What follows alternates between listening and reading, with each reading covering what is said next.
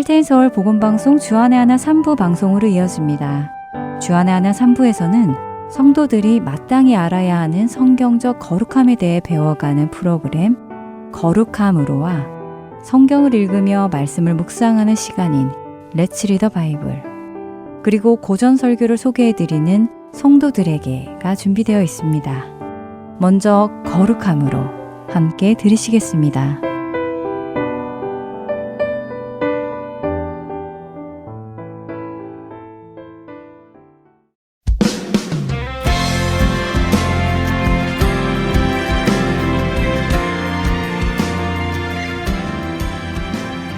청취자 여러분 안녕하세요. 7월부터 여러분을 새롭게 찾아가는 프로그램 거룩함으로 진행의 정다은입니다. 네, 여러분 안녕하세요. 강승규입니다. 정다운 아나운서 정말 오랜만입니다. 네, 정말 오랜만이에요. 예, 몇 년 만이죠? 한 7, 8년쯤 된 것 같네요. 네. 예전에 청년들을 위한 방송이 있을 때 진행을 한 것이 마지막이었죠. 예, 2017년 3월까지 청년들을 위한 방송이 있었는데 벌써 8년 전이네요. 우리 정다운 아나운서는 복음방송 찬양팀 핸즈의 막내둥이였는데 그동안 타주에서 공부하시고 이렇게 아리조나로 다시 성숙한 숙녀가 되어서 돌아오셨네요. 환영합니다. 네, 이렇게 다시 방송으로 청취자 여러분들 만날 수 있게 되어 감사하고 또 기대가 됩니다. 네. 열심히 하겠습니다. 그런데 이번 새 프로그램 제목이 거룩함으로인데요. 네. 어떤 의미인가요? 거룩이란 성경의 가장 중요한 주제 중에 하나입니다. 그럼에도 불구하고 우리 성도들이 거룩이 무엇인지 잘 모르는 경우가 적지 않습니다. 사실 방금도 제가 성도들이라고 표현을 했는데요. 성도라는 말이 벌써 거룩한 자들이라는 의미잖아요. 그렇네요. 우리 믿는 자들을 성도라고 부르는데 그 성도가 거룩한 자들이라는 의미니까 거룩한 것은 우리 그리스도인들의 정체성을 알려주는 중요한 말이기도 하네요. 예, 맞습니다. 거룩은 우리 그리스도인들의 정체성을 알려주는 아주 중요한 주제입니다. 그럼에도 불구하고 우리는 거룩에 대해 잘 모르는 경우가 많습니다. 자, 정다운 아나운서는 거룩이라고 하면 뭐가 떠오르십니까? 거룩이라고 하면 웅장하고 높은 어떤 종교 건물이 생각나기도 하고요. 네. 또 무언가 세상과 단절된 특별한 종교인들이 생각나기도 하고 그렇습니다. 예, 많은 우리들이 그런 생각이 들기도 하지요. 그래도 저는 예전에 국장님께 배운 게 있어서 거룩이라고 하면 구별된다는 것쯤은 알고 있습니다. 네, 그러세요. 기억하고 있다니 다행이네요. 예. 그런데요, 사실 문자적으로 거룩이 구분된다, 구별된다 하는 의미라는 것을 많은 분들이 배워서 알고는 계십니다. 그런데 그 구분된다는 것이 실질적으로 무엇인가, 우리 그리스도인들의 삶 속에서 구분된다, 구별된다는 것은 어떤 모습인가 생각하지 않으면서 살아가는 성도들이 많이 계시죠. 그래서 이 프로그램 거룩함으로를 제작하게 되었습니다. 그럼 이 프로그램을 통해 거룩함으로 나아가자 하는 그런 말씀이시네요. 네, 맞습니다. 하나님께서는 내가 거룩하니 너희도 거룩하라 라고 하셨습니다. 그것이 성도들을 향한 하나님의 원하심이죠. 이 거룩함을 알고 그 거룩함으로 함께 나아가자 하는 것이 이번 프로그램의 목적입니다. 저를 비롯한 모든 청취자들께서 성경이 말씀하시는 거룩을 올바로 알고 하나님이 원하시는 거룩한 참된 성도로 변화되어가는 첫 걸음이 되면 좋겠네요. 네, 그렇게 되기를 바라면서 시작해보죠. 방금도 말씀드린 것처럼 하나님께서는 내가 거룩하니 너희도 거룩하라 라는 말씀을 레위기 11장 44절에서 45절에 또 레위기 19장 2절에 레위기 20장 26절 등에서 반복적으로 말씀하십니다. 뿐만 아니라 출애굽기나 신명기 등에서도 같은 개념의 말씀들을 하시고요. 그러나 이것은 구약 성경의 말씀만은 아닙니다. 신약에 와서도 베드로 사도는 베드로전서 1장 15절과 16절에 이 말씀을 다시 인용하시는데요. 한번 읽어주시죠. 네, 베드로전서 1장 15절과 16절입니다. 오직 너희를 부르신 거룩한 이처럼 너희도 모든 행실에 거룩한 자가 되라. 기록되었으되 내가 거룩하니 너희도 거룩할지어다 하셨느니라. 네. 신약에도 마찬가지로 우리에게 거룩하라고 하시네요. 맞습니다. 사실 많은 성도들이 이런 질문을 하십니다. 나를 향한 하나님의 뜻이 무언가요? 하나님의 뜻을 알고 싶습니다. 라는 질문 말입니다. 맞아요. 저도 한동안 그 질문을 참 많이 했었어요. 네. 저를 향한 하나님의 뜻은 무엇인가요? 알려주시면 제가 그 뜻을 따르겠습니다 하며 기도도 많이 했었고요. 네, 그러셨군요. 예, 사실 많은 분들이 그렇게 자신을 향한 하나님의 뜻을 구하고 계시는데요. 하나님께서 그 질문에 일일이 응답하실지는 잘 모르겠습니다. 그렇지만 저와 정다운 아나운서는 물론 우리 모든 성도들을 향한 하나님의 뜻이 무엇인지는 제가 분명히 알고 있습니다. 오, 정말요? 네. 그게 뭔데요? 데살로니가전서 4장 3절을 볼까요? 데살로니가 전서 4장이요? 네. 네, 3절입니다. 하나님의 뜻은 이것이니 너희의 거룩함이라. 네.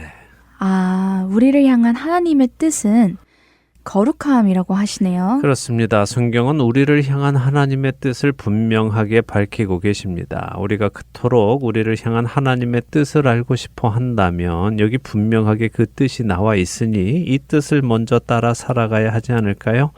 여기 이렇게 분명하게 우리를 향한 하나님의 뜻을 말씀해 주시는데도 불구하고 이 뜻은 가볍게 넘기고 나 개인에게 가지신 뜻만을 자꾸 알려고 한다면 그것은 건강하지 않은 신앙생활이겠죠. 그렇네요. 하나님은 이미 우리에게 하나님의 뜻을 알려주셨는데 그 뜻을 따라 살려고 하지 않고 자꾸 다른 뜻을 알려달라고 한다면 그것은 또 다른 모습의 불순종일 것 같아요. 맞습니다. 또 다른 모습의 불순종입니다. 하나님과 사람의 관계가 끊어진 것이 바로 그 불순종 때문 아닙니까? 예수님께서는 그 관계를 다시 회복시켜 주셨잖아요. 그러니 이제는 우리는 순종하는 자녀로 살아가야 하는 것입니다.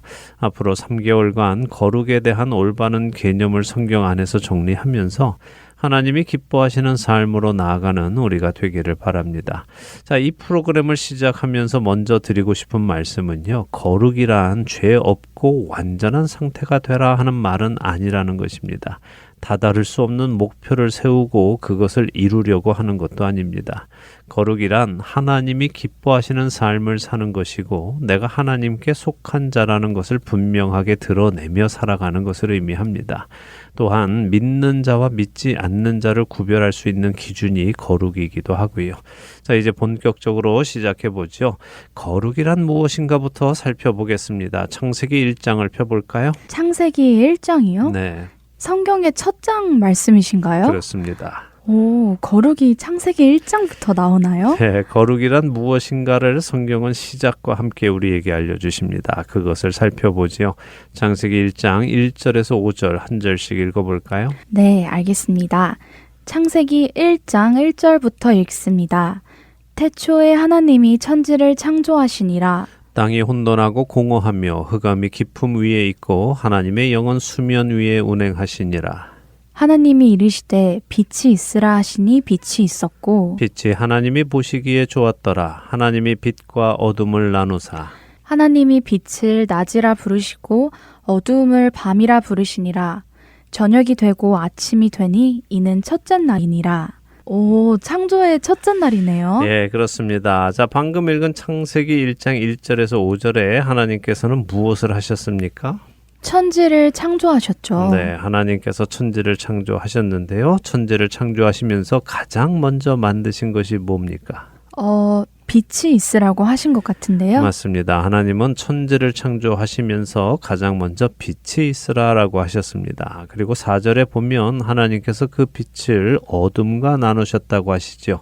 자, 이 말씀은 하나님께서 빛과 어둠이라는 개념을 나누셨다 하는 것입니다. 다른 표현으로는 하나님께서 빛과 어둠을 구분하셨다 혹은 구별하셨다라고 할 수 있죠. 아까 시작에 정다운 아나운서가 예전에 거룩의 의미에 대해 배우셨다고 하시면서 뭐라고 하셨습니까? 구별된다라고 말씀드렸죠. 네. 그럼 지금 하나님이 빛과 어둠을 구별하신 것, 이것이 거룩이라는 말씀인가요? 네, 맞습니다. 거룩이란 구별하는 것입니다. 그런데요, 그냥 이것은 A이고 이것은 B야 라고 구별해서 이름을 짓는 것이 아니라 어떤 것 안에서 다른 것을 꺼내어 구분해낸다는 의미입니다. 자, 보세요. 창세기 1장 2절에 보면 흑암이 깊음 위에 있었다라고 하십니다. 여기에 흑암은 호셰크라는 히브리어인데요.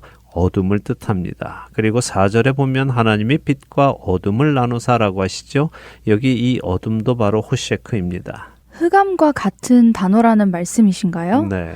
아, 그럼 하나님께서 어둠만 있던 곳에서 빛을 구별해 내셨다는 말씀이네요. 아, 그렇습니다. 예, 성경에 거룩이 가지고 있는 구별하다라는 것은요, 원래 속해 있던 무리에서 특별한 목적을 가지고 그것을 구별해 내는 것을 의미합니다.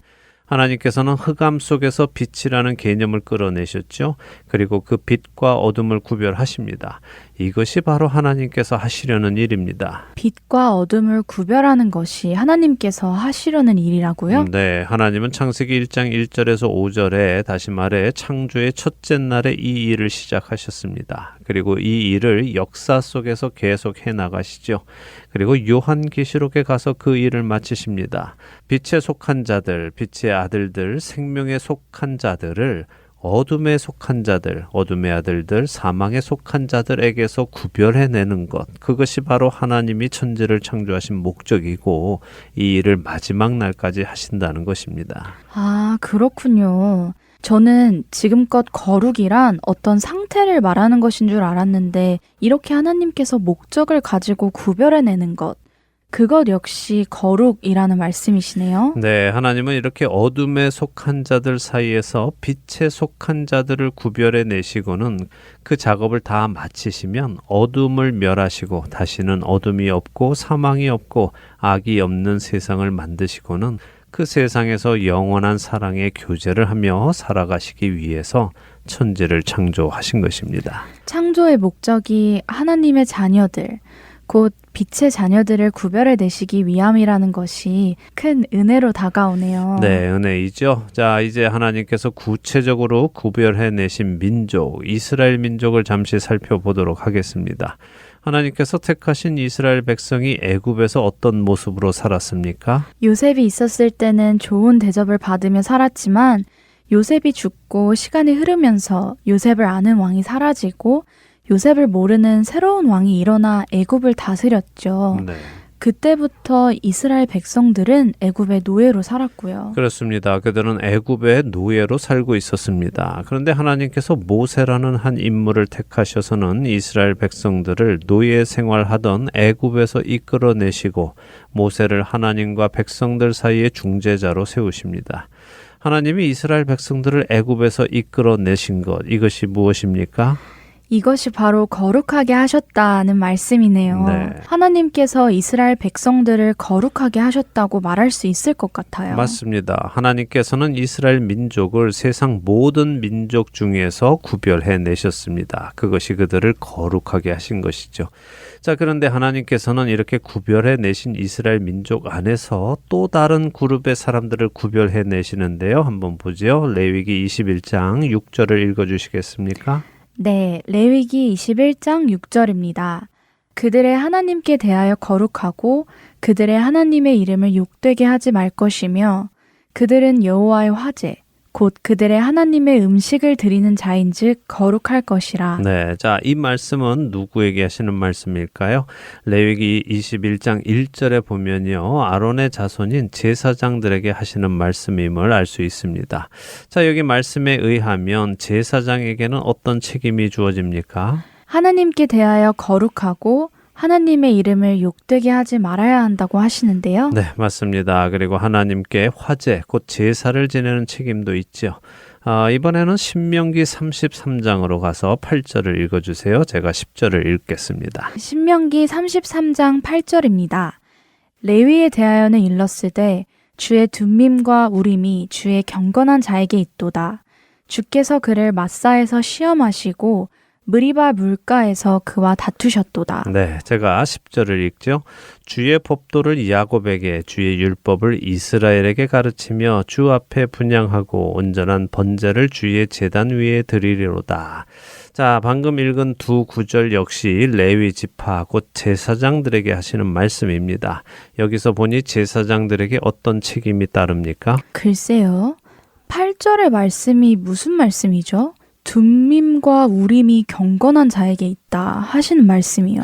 예, 우림과 둠밈 혹은 둠밈과 우림, 이것은요 하나님의 뜻을 알기 위해 사용했던 제사장들의 도구입니다. 아, 그러면 제사장들에게는 하나님의 뜻을 분별하는 책임도 있었다는 것이네요. 그렇죠. 하나님의 뜻이 무엇인지 알고 분별해서 백성들에게 알리는 책임이 있고요. 또한 하나님의 율법을 가르치고 분양하고 온전한 제사를 드리는 책임도 있다 하는 것을 우리가 방금 읽은 구절들에서 알 수 있습니다. 아주 무거운 책임이 있었네요. 네, 그렇죠. 그런데 제사장들이 그 책임을 잘 감당했을까요? 사실 이스라엘 백성들은 하나님께 범죄했습니다. 그리고 하나님께서는 그 책임을 제사장들에게 물으시는 것을 볼 수 있는데요.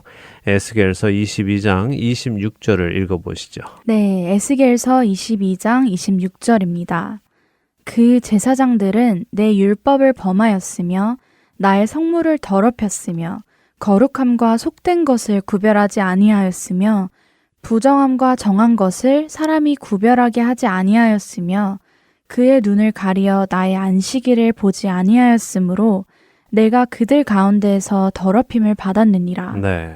제사장들이 하나님의 율법을 범하고 성물을 더럽히고 있다고 하시네요. 그렇습니다. 방금 우리는 제사장들에게 있는 책임을 나누었습니다. 그들은 하나님께 대해 거룩해야 하고요. 하나님의 이름을 욕되게 하지 말아야 하고 주의 뜻을 분별하고 법도와 율법을 가르치고 온전한 제사를 드리는 책임이 있었습니다. 그런데 오히려 이들은 자신들이 먼저 하나님의 율법을 범하고 하나님의 거룩한 물건을 더럽히고 백성들에게 거룩한 것이 무엇인지 부정한 것이 무엇인지 가르치지 않아서 백성들이 하나님을 제대로 보지 못하게 했다고 하나님께서 책망하고 계시죠. 만일 제사장들이 제대로 자신들의 책임을 다 했는데도 불구하고 백성들이 제사장의 가르침을 따르지 않아서 타락했다면 그 책임은 백성들에게 있습니다. 그러나 제사장들이 자신들의 책임을 다하지 않아서 백성들이 배우지 못해서 타락했다면 백성들의 타락에 대한 책임은 제사장에게 있는 것이죠. 그렇죠. 제사장들이 가르치지 않아서 백성들이 타락했다면 그건 제사장들의 책임이죠. 네, 같은 맥락의 말씀을 하나님은 에스겔서 3장에서도 해주시는데요. 하나님은 에스겔 선지자를 이스라엘의 파수꾼으로 세우시면서 악인들에게 경고하여 악인들이 악한 길에서 떠나 생명을 구원하게 하라 하셨습니다. 만일 그렇지 않으면 그들의 핏값을 내 손에서 찾겠다라고 하셨죠. 그런데 네가 경고했는데도 그들이 돌이키지 않으면 그들은 그들의 죄악 속에서 죽겠지만 너는 그들의 피에 대해 책임은 없다라고 말씀하십니다. 자, 이 사실을 잘 기억하시면서요. 이제 우리 신약 성경으로 가서 베드로전서 2장을 보도록 하겠습니다. 베드로전서 2장 5절과 9절을 읽어주시기 바랍니다. 베드로전서 2장 5절과 9절이요. 네, 먼저 5절입니다. 너희도 산 돌같이 신령한 집으로 세워지고 예수 그리스도로 말미암아 하나님이 기쁘게 받으실 신령한 제사를 드릴 거룩한 제사장이 될지니라. 네. 이번에는 9절입니다. 그러나 너희는 택하신 족속이요 왕 같은 제사장들이요 거룩한 나라요 그의 소유가 된 백성이니 이는 너희를 어두운 데서 불러내어 그의 기이한 빛에 들어가게 하신 이에 아름다운 덕을 선포하게 하려 하심이라. 네, 자, 이 말씀을 통해 볼 때 신약 시대의 성도들은 구약의 제사장과 어떤 관계가 있다고 생각하십니까? 성도들이 제사장의 책임이 있다는 말씀이네요. 네, 그렇게 말씀하고 계시죠. 5절은 성도들이 하나님이 기쁘게 받으실 신령한 제사를 드릴 거룩한 제사장이 되어야 한다라고 하셨고 9절은 제사장과 같이 하나님의 기이한 덕을 세상에 선포해야 한다고 말씀하십니다. 자, 그렇다면 우리에게도 구약의 제사장들에게 주어진 책임이 똑같이 주어진다고 생각하십니까? 아닙니까?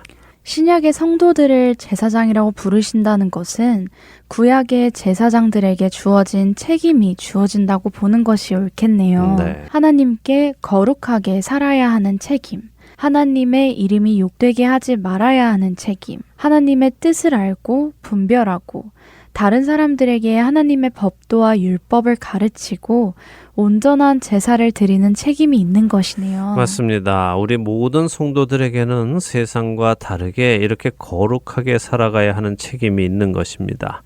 혹시 지금껏 그 책임이 있다는 것을 모르고 살고 계신 분들이 계시다면 이제는 그 책임을 깨닫고 거룩한 제사장으로 살아가기 시작하시기를 바랍니다. 그 책임을 감당하지 못한다면 우리는 하나님께로부터 책망을 받을 것입니다.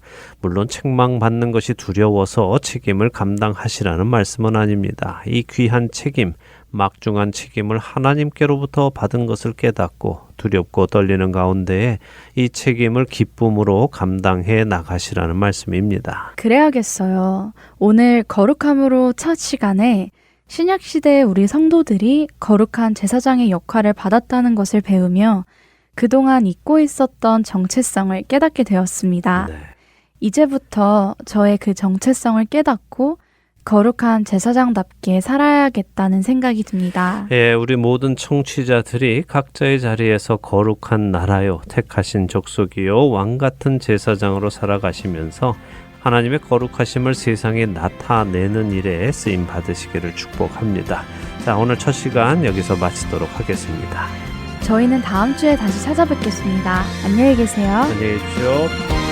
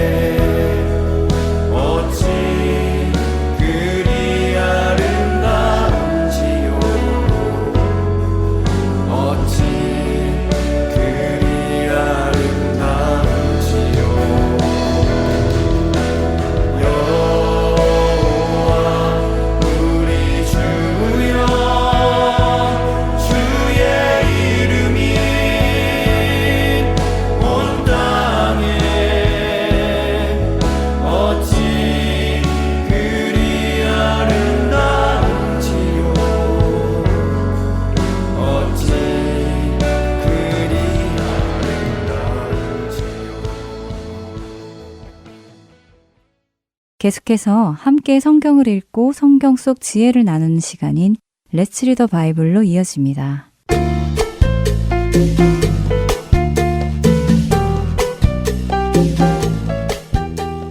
시청자 여러분 안녕하세요. Let's Read the Bible 진행의 유희준입니다.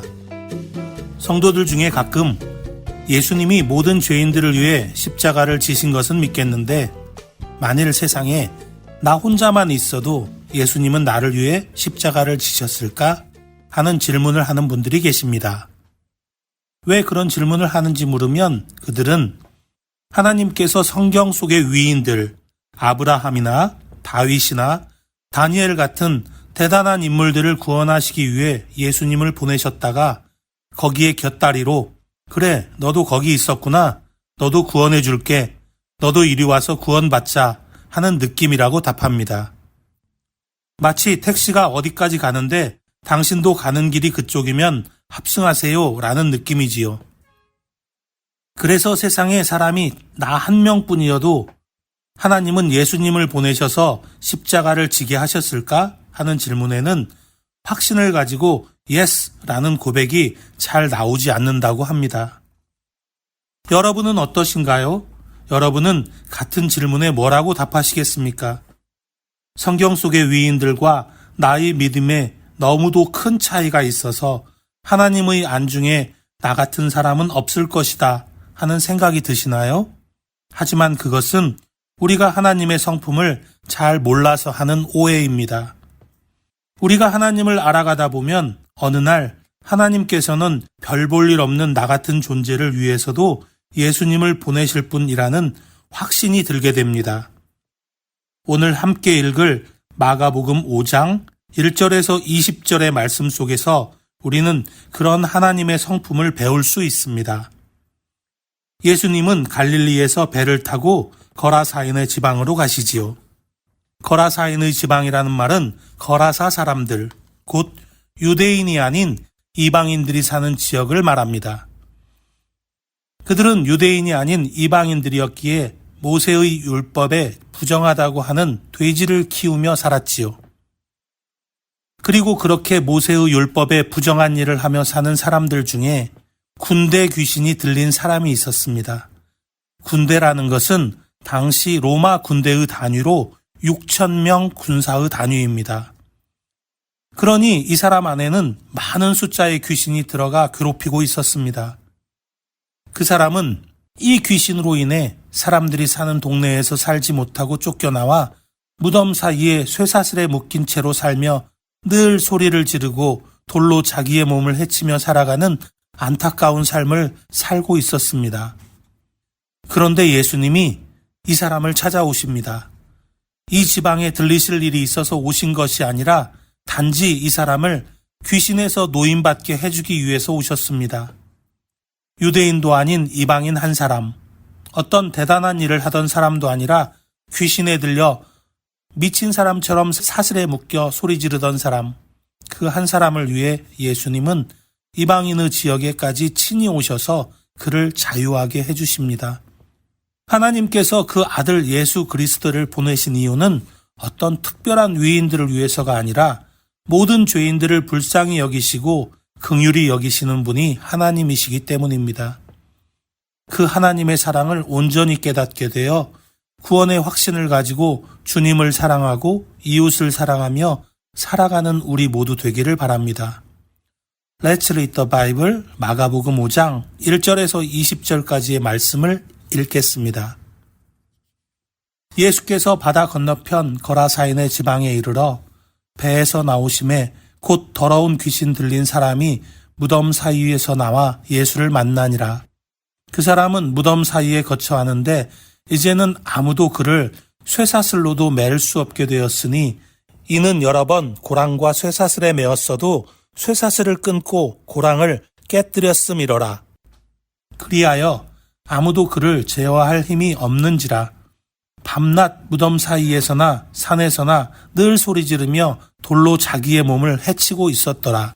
그가 멀리서 예수를 보고 달려와 절하며 큰 소리로 부르짖어 이르되 지극히 높으신 하나님의 아들 예수여 나와 당신이 무슨 상관이 있나이까. 원하건대 하나님 앞에 맹세하고 나를 괴롭히지 마옵소서 하니 이는 예수께서 이미 그에게 이르시기를 더러운 귀신아 그 사람에게서 나오라 하셨습니다. 이에 물으시되 내 이름이 무엇이냐 이르되 내 이름은 군대니 우리가 많음이니이다 하고 자기를 그 지방에서 내보내지 마시기를 간구하더니 마침 거기 돼지의 큰 떼가 산 곁에서 먹고 있는지라 이에 간구하여 이르되 우리를 돼지에게로 보내어 들어가게 하소서 하니 허락하신대 더러운 귀신들이 나와서 돼지에게로 들어가매 거의 2,000마리 되는 떼가 바다를 향하여 비탈로 내리달아 바다에서 몰사하거늘 치던 자들이 도망하여 읍내와 여러 마을에 말하니 사람들이 어떻게 되었는지를 보러 와서 예수께 이르러 그 귀신 들렸던 자 곧 군대 귀신 집혔던 자가 옷을 입고 정신이 온전하여 앉은 것을 보고 두려워하더라. 이에 귀신 들렸던 자가 당한 것과 돼지의 일을 본 자들이 그들에게 알림해 그들이 예수께 그 지방에서 떠나시기를 간구하더라. 예수께서 배에 오르실 때에 귀신 들렸던 사람이 함께 있기를 간구하였으나 허락하지 아니하시고 그에게 이르시되 집으로 돌아가 주께서 내게 어떻게 큰 일을 행하사 너를 불쌍히 여기신 것을 내 가족에게 알리라 하시니 그가 가서 예수께서 자기에게 어떻게 큰 일을 행사하셨는지를 대가몰리에 전파하니 모든 사람이 놀랍게 여기더라. Let's read the Bible. 오늘은 마가복음 5장 1절에서 20절까지의 말씀을 읽었습니다.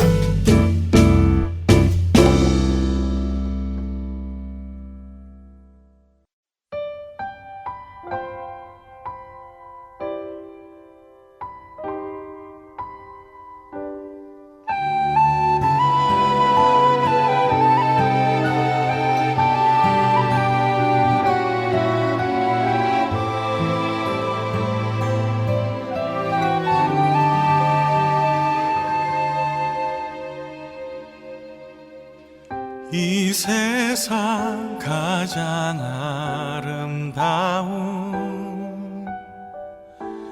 순종의 눈물 온 세상 다시 빛나게 한 생명의 눈물 그가 이 땅에 오신 이유 죽어야 살게 되고 져야만 승리하는 놀랍고 영원한 신비 지으신 그대로 회복시킨 우리의 창조주 그리스도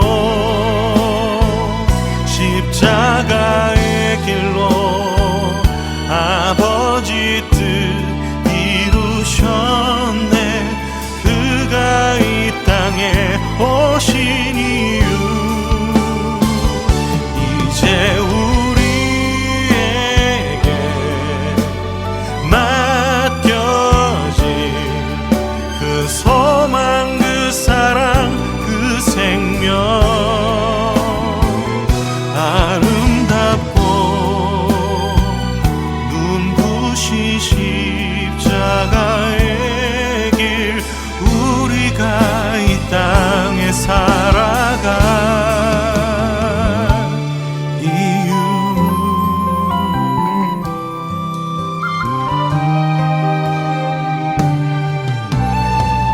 그가 이 땅에 오신 이유 죽어야 살게 되고 져야만 승리하는 놀랍고 영원한 신비 지으신 회복시킨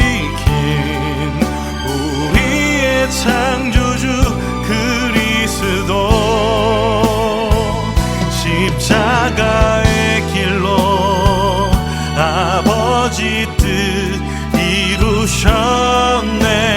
그가 이 땅에 오신 이유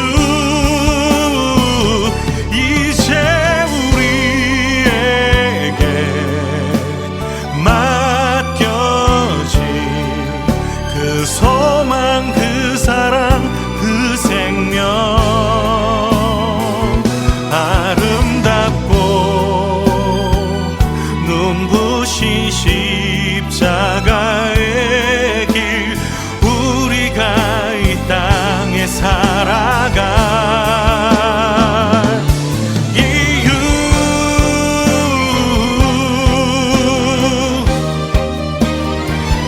이제 우리에게 맡겨진 그 소망, 그 사랑, 그 생명,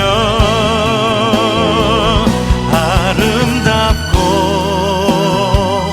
눈부신 십자가의 길, 우리가 이 땅에 살아갈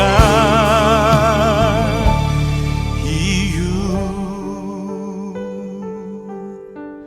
우리가 이 땅에 살아갈 이유.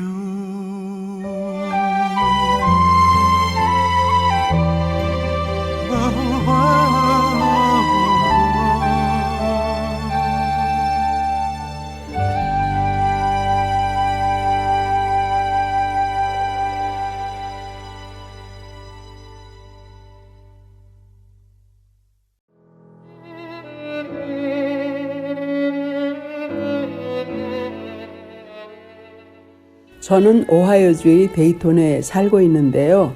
할텐서울 복음 선교회를 통해 복음을 전하고자 하는 마음으로 한국 마켓과 영식당, 플리징 마켓, 콜럼버스에는 민가식당과 롯데마켓, 그리고 사라가 마켓에 복음을 담은 CD를 배치하고 있습니다.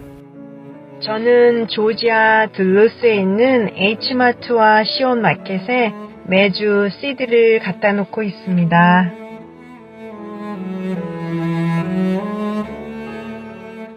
할텐서울 복음방송은 믿지 않는 자에게는 복음을, 믿는 자에게는 영적 성장을 이라는 사명을 가지고 복음을 전하고 있습니다. 이 사명을 가지고 함께 복음을 전하실 분들을 찾고 있습니다. 여러분의 지역의 할텐서울 복음방송 CD를 소개하고 싶으신 분들은 사무실 전화번호 602-866-8999로 연락 주시기 바랍니다.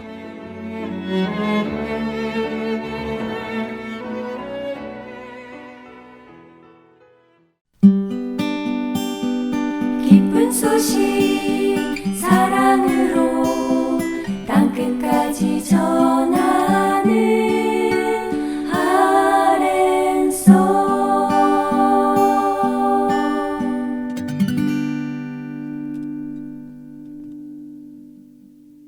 고전 설교를 듣는 시간입니다.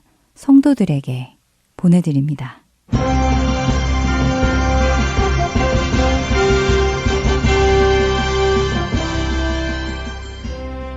여러분 안녕하세요.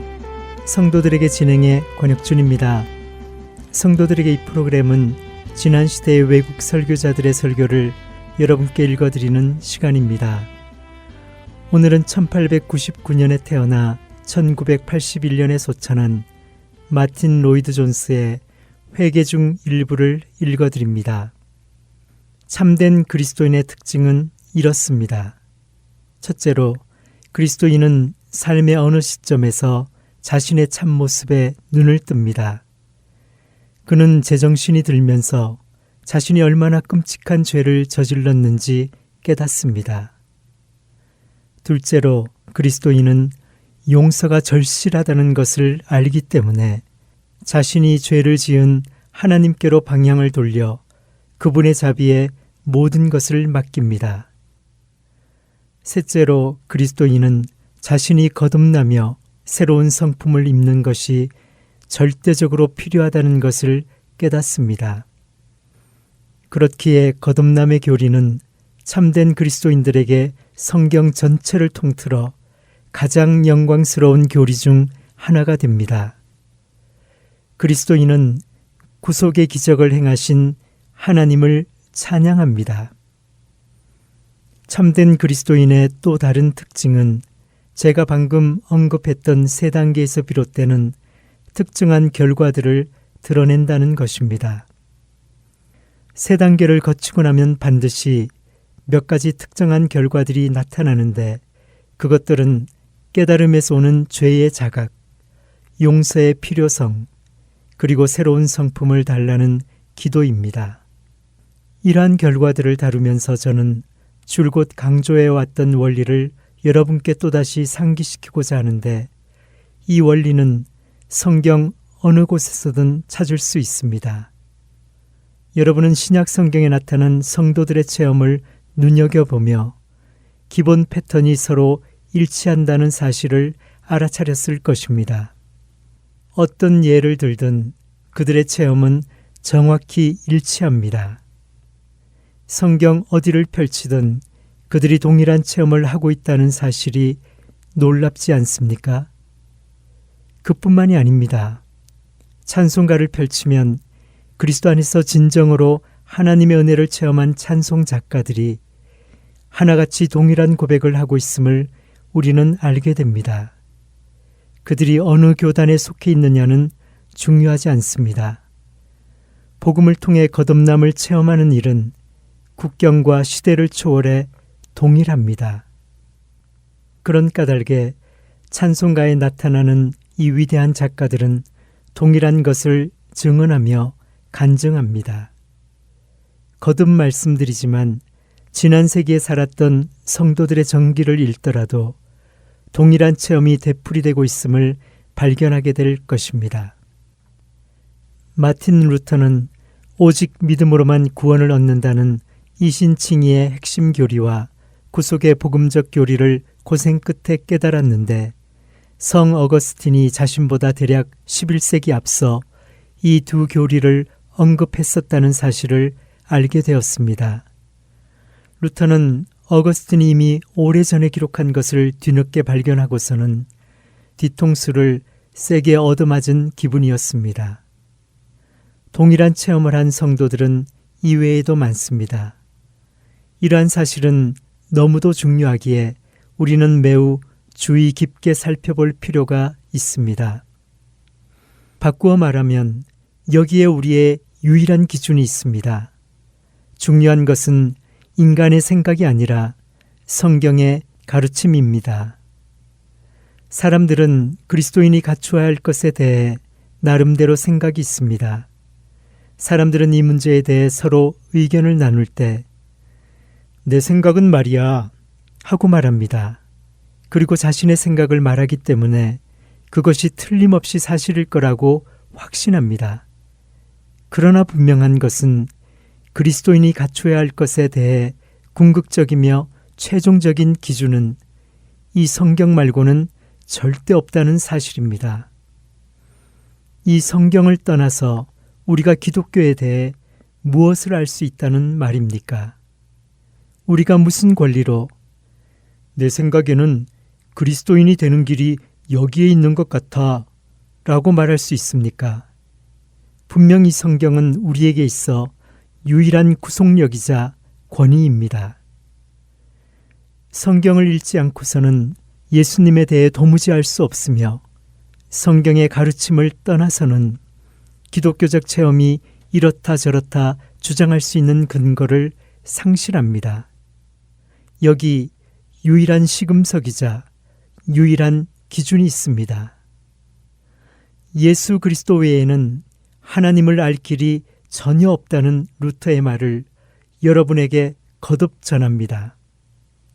성경을 읽지 않고서는 아무것도 알 수 없으며 성경을 읽고 나면 언젠가 유한한 이 세상을 떠나 틀림없이 하나님을 대면하여 볼 것이라는 사실을 알게 됩니다.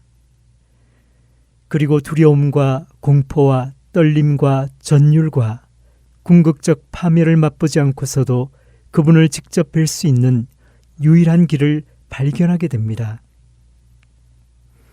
그것이 바로 하나님께서 자신의 말씀인 성경을 통해 하시는 말씀 앞에 즉각 무릎을 꿇는 것이며 독생자이신 우리 주 예수 그리스도를 믿는 것이며 그분께 우리 자신과 우리 생명을 바치는 것입니다. 만일 우리가 그렇게 한다면, 우리의 죄를 시인한다면, 우리가 용서받아야 할 존재임을 깨닫고 그리스도와 그분이 이루신 사역을 통해 용서받을 수 있다고 믿는다면, 우리가 거듭나게 해달라고 빌고 기도한다면, 그리고 그 응답이 이루어진다면, 그때 비로소 그런 일들이 우리에게 일어날 것이라고 말씀드립니다. 바꾸어 말해 저는 지금 그리스도인이냐 아니냐를 판가름하는 시금석 이야기를 하려는 것입니다. 가령 자신이 그리스도인이라고 생각하고 그렇게 믿은 어떤 사람이 이 땅에서의 오랜 삶을 마치고 무서운 심판대 위에 섰는데 자신이 결코 그리스도인이 아니었다는 사실이 드러난다면 이보다 더 끔찍한 일이 어디 있겠습니까? 예수 그리스도께서 친히 엄중하게 하신 말씀을 들어보시기 바랍니다. 그날에 많은 사람이 나들어 이르되 주여 주여 우리가 주의 이름으로 선지자 노릇하며 주의 이름으로 귀신을 쫓아내며 주의 이름으로 많은 권능을 행하지 아니하였나이까 하리니 그때에 내가 그들에게 밝히 말하되 내가 너희를 도무지 알지 못하니 불법을 행하는 자들아 내게서 떠나가라 하리라. 마태복음 7장 22절에서 23절의 말씀입니다. 사람이 이 세상에서 육신을 입고 사는 동안 가장 중요한 것은 자신이 그리스도인임을 확실히 아는 것이라고 저는 생각합니다. 그리고 그것만이 유일한 안전지대요. 그것만이 유일한 피난처입니다.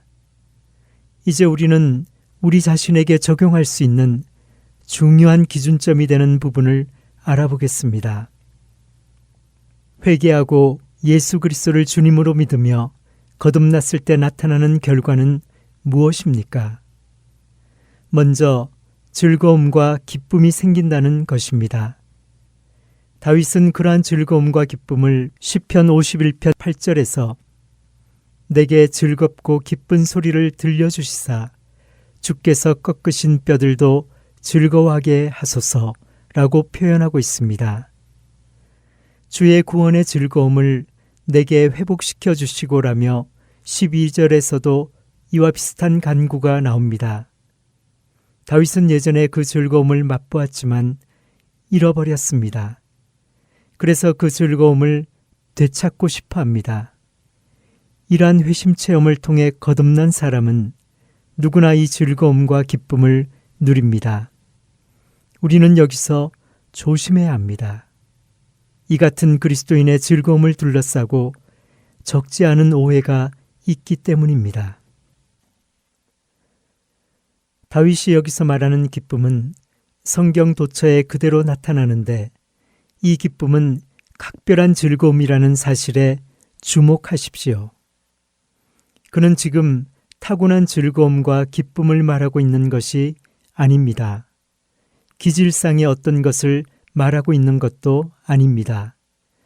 그가 말하는 즐거움은 이른바 주의 구원의 즐거움입니다. 그것은 특별한 즐거움이지요. 제가 애써 그러한 즐거움을 강조하는 까닭이 여기에 있습니다. 각 사람의 기질은 하늘과 땅만큼이나 다르다는데 저는 기꺼이 동의합니다. 기질적으로 음울하며 내성적이며 또한 불행하게 태어나는 사람이 있는가 하면 태어날 때부터 쾌활하며 낙천적이며 또한 명랑한 사람이 있습니다. 심리학적으로 분석해보면 인간의 기질은 천성이 음울하고 내성적이기 이를 데 없는 유형에서부터 어떠한 형편에서든 명랑함과 즐거움과 기쁨을 잃지 않는 유형에 이르기까지 이루 헤아릴 수 없을 만큼 다양합니다. 물론 성경에는 이러한 사실이 잘 묘사되어 있지만 성경에서 말하는 기쁨은 그러한 타고난 기질과는 전혀 무관하다는 위대한 메시지를 우리에게 전합니다. 이것은 하나님께 감사할 일입니다. 우리가 맛보는 것은 타고난 기쁨이 아니라 하나님의 구원의 즐거움입니다.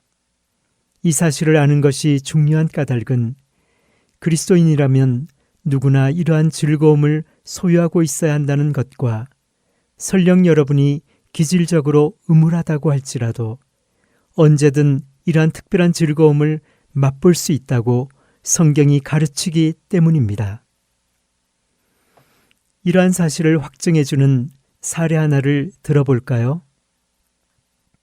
어떤 심리학자라도 사도 바울이 날 때부터 기질적으로 쾌활과는 거리가 먼 그야말로 우울하고 내성적이기 이를 데 없는 사람이었다는 제 말에 동의할 것입니다. 그러나 한편으로 사도 바울처럼 하나님의 구원의 기쁨을 크게 맛본 사람은 일찍이 없었습니다. 이번에는 존 웨슬리 목사님을 예로 들어보겠습니다. 여러분은 아무리 상상의 나래를 펴더라도 존 웨슬리만큼 쾌활하고 기쁨이 넘친 사람은 없다고 생각할 것입니다. 하지만 그는 여러분의 상상과는 정반대의 인물이었습니다. 공부밖에 모르고 다소 쌀쌀맞으며 성품과 기질에 냉담한 구석이 있으며 태어날 때부터 음울한 사람이었습니다. 하지만 그는 하나님께서 베푸시는 구원의 큰 즐거움을 맛보았고 그것을 자랑으로 여겼으며 또한 기뻐했습니다. 이와 비슷한 사례는 무궁무진합니다. 그러니까 하나님의 구원의 즐거움을 맛보지 못한 사람이 기질을 운운하며 사람마다 제각각 아닌가? 라고 말한다면 우스운 꼴이 될 것입니다. 저는 지금 기질에 대해 이야기하는 것이 아닙니다. 하나님께서 이 모든 이들에게 베푸시며 모든 이들에게 주시기로 예정되어 있다고 성경에서 말하고 있는 구원의 즐거움에 대해 이야기하고 있습니다. 예를 들어 베드로전서 1장 8절에서 베드로는 그리스도인들에게 편지를 보내면서 그들에게 기뻐하라고 권면합니다. 예수를 너희가 이제도 보지 못하나 믿고 말할 수 없는 영광스러운 즐거움으로 기뻐하니 그들 모두가 그렇다는 것입니다. 베드로는 너희 가운데 성격이 밝고 쾌활한 몇 사람이 즐거움으로 기뻐하니 라고 말하지 않습니다.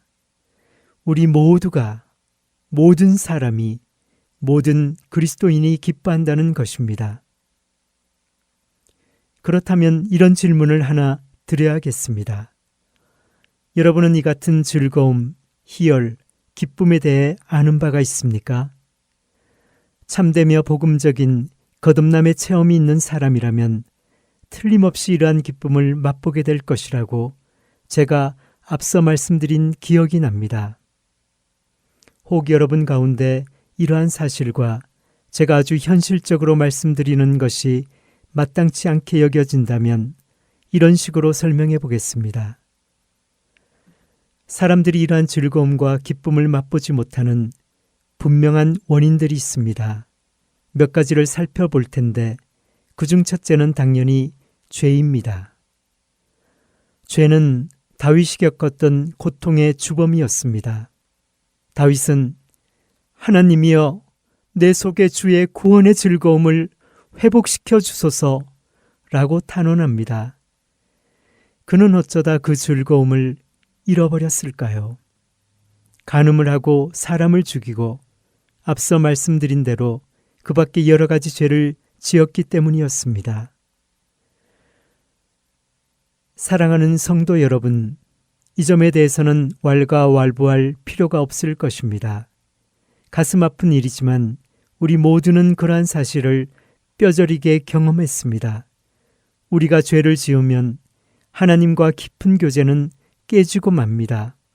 남는 것은 언제나 비참함과 괴로움뿐입니다. 하나님의 축복에는 언제나 몇 가지 조언이 따릅니다. 우리는 그분을 사랑해야 합니다. 하나님께서는 우리에게 하나님 자신을 사랑하라고 호소하십니다. 하나님께 복종하려고 하지 않기 때문에 비참하게 살아가는 그리스도인들을 저는 많이 알고 있습니다. 두 마리 토끼를 잡을 수는 없습니다. 사도 바울의 이야기를 다시 읽어보십시오. 그가 놀라운 기쁨을 맛보았음을 알게 될 것입니다. 자신이야말로 죄인 중에 괴수라고 고백했던 바울이 어떻게 그런 즐거움을 맛보았을까요? 비결의 핵심은 그가 죄를 피했으며 그리스도 안에서 하나님께서 자신을 부르신 대로 살아냈다는 것입니다. 죄는 언제나 즐거움을 앗아갑니다. 그러니 우리는 항상 조심해야 할 것입니다. 다음 시간에 이어서 사람들이 구원의 즐거움과 기쁨을 맛보지 못하는 원인에 대해서 알아보겠습니다. 성도들에게 마칩니다.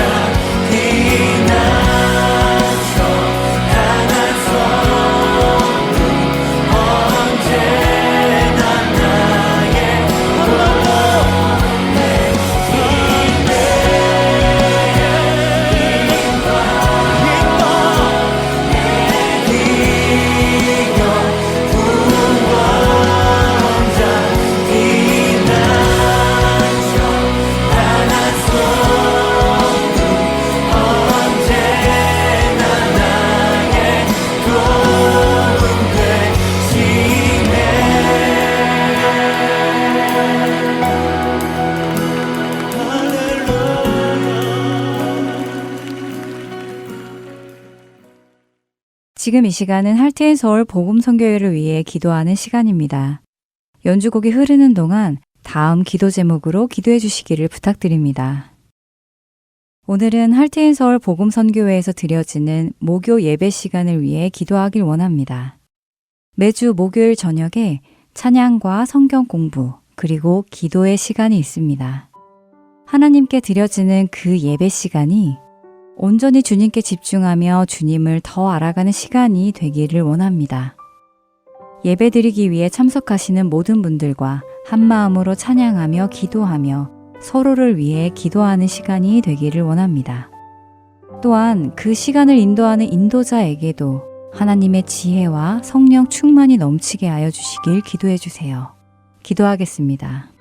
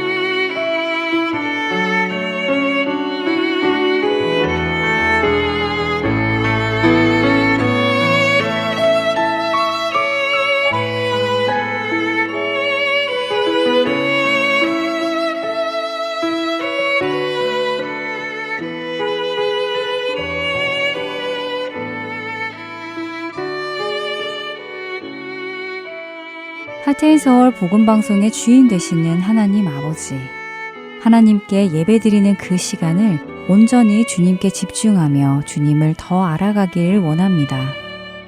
함께 예배드리는 한 사람 한 사람이 거룩한 예배자가 되어서 주님께 모든 것을 드리는 시간 되기를 원합니다.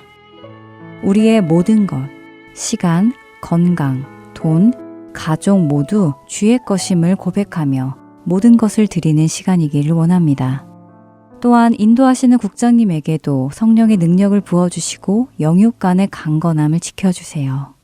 하나님을 더 알아가는 귀한 목요 예배 시간이 되기를 바라며 우리를 구원하신 예수 그리스도의 이름으로 기도합니다. 아멘.